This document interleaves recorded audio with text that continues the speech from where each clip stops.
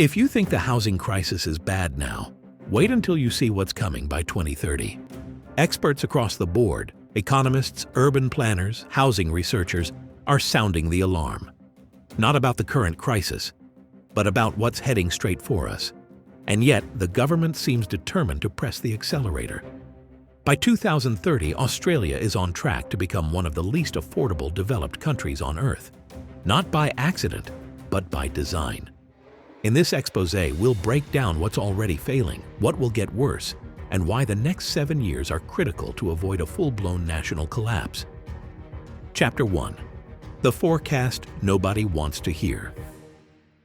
According to the National Housing Finance and Investment Corporation, Australia faces a shortfall of 175,000 dwellings by 2027. Extrapolate that to 2030 with current trends, and we could be short by over 300,000 homes. At the same time, net overseas migration is expected to bring in over 1.5 million new people by the end of the decade.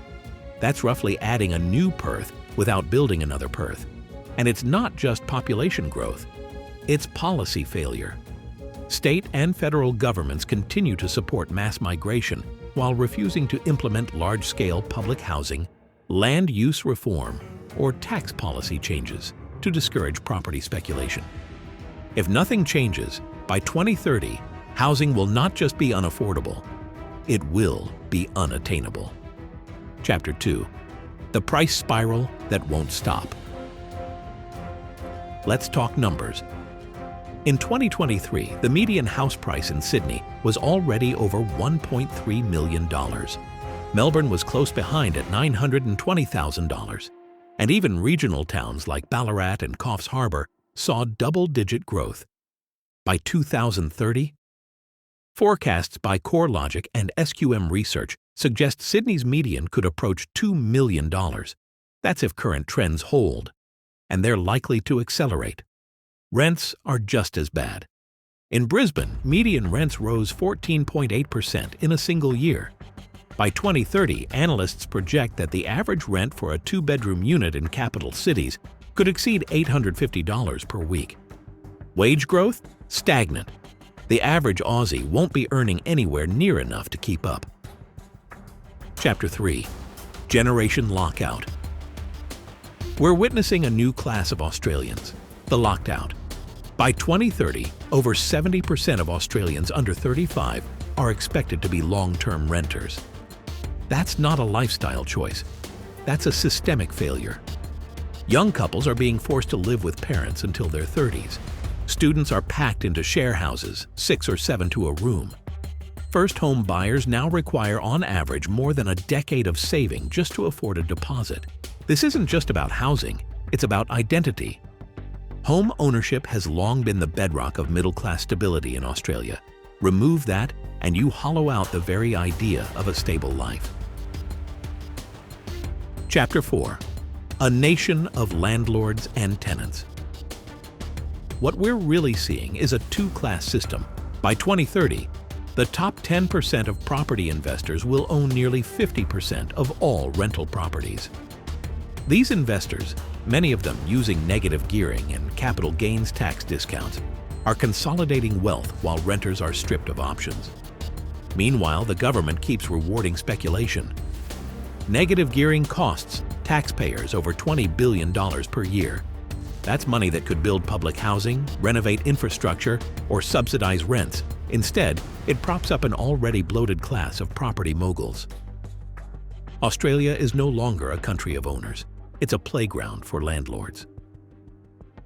Chapter 5. The international money factor. Australia's housing market isn't just being squeezed by domestic policy. It's being hijacked by global capital. In 2023 alone, foreign investment in Australian residential property surged past $7 billion. Buyers from China, Hong Kong, Singapore, and even Canada are snapping up properties, not to live in, but to park their wealth. As other countries restrict foreign ownership, Australia remains wide open. By 2030, entire neighborhoods could be investor-owned ghost zones.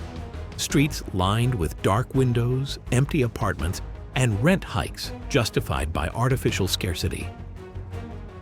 Chapter 6. Building not fast enough.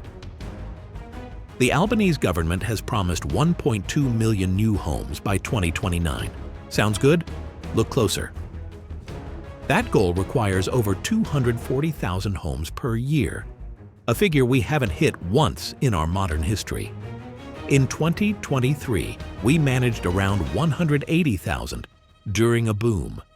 Material shortages, labor constraints, and slow local council approvals make that 1.2 million number more of a political fantasy than a construction plan.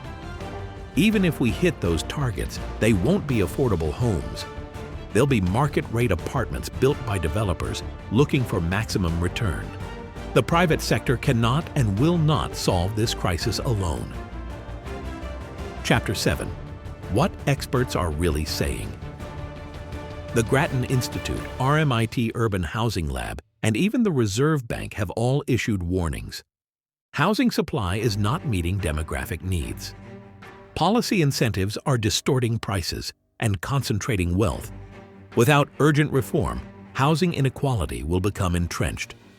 Even the International Monetary Fund flagged Australia's housing market as one of the most vulnerable to global shocks due to high debt levels and speculative pricing.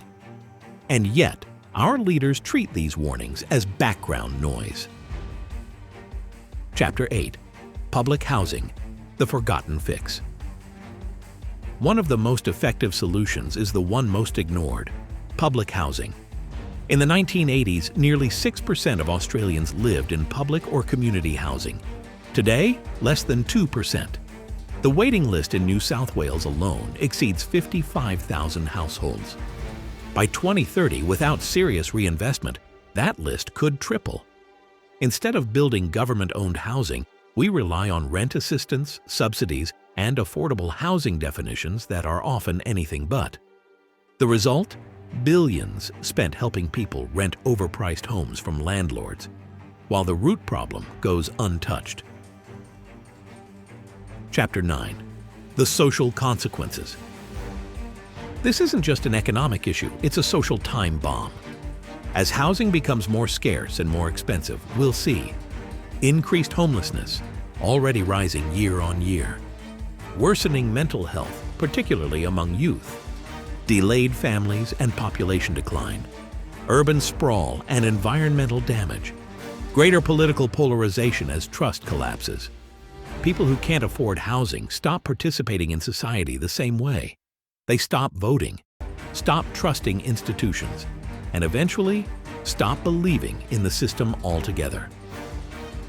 Chapter 10. The 2030 Tipping Point. Experts are calling it now. Without reform, Australia will reach a point of no return by 2030. We'll be too far behind in housing supply, too financially burdened by debt and inequality, too politically captured by property interests to fix it. The average Australian will spend over 40% of their income on housing. More than 50% of young Australians will never own property. Rents will exceed $1,000 per week in major cities, and homelessness will climb past 200,000 nationally. This isn't speculation. It's the path we are already on. Chapter 11. What needs to happen now? We still have time, but only just. Here's what the experts say must happen. Massive reinvestment in public housing. At least 25,000 homes per year. Reform tax incentives. Phase out negative gearing and reduce capital gains tax discounts. Cap foreign ownership in residential real estate. Create national planning benchmarks that force local councils to build.